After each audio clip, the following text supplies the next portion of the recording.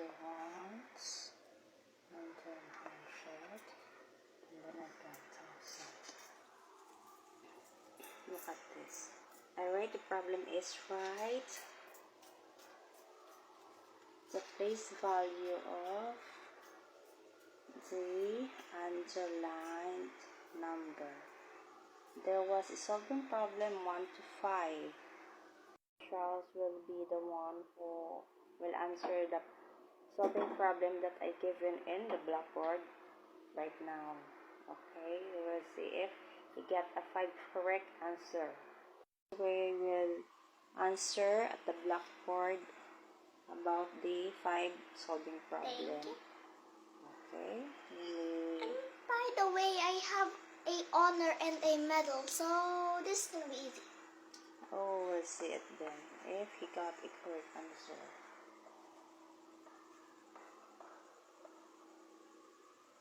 This is easy.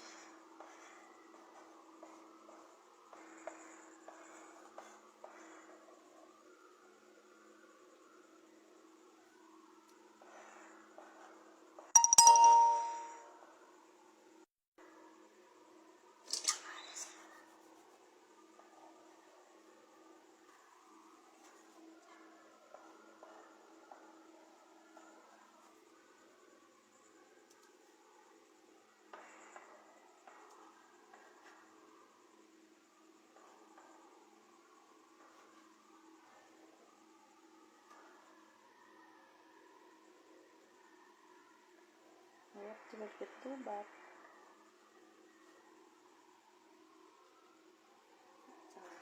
Okay, Charles, answer the problem.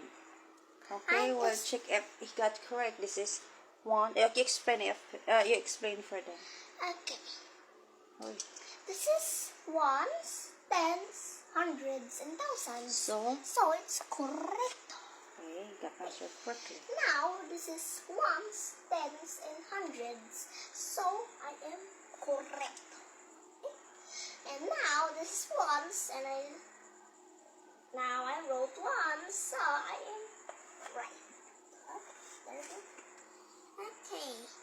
This is ones and tens, so I'm correct. Don't mind my check because it's just.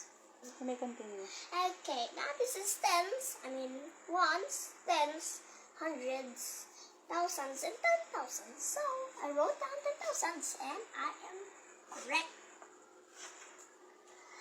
Now I am 5. Okay. The score Charles what? The scores of Charles is we got a score of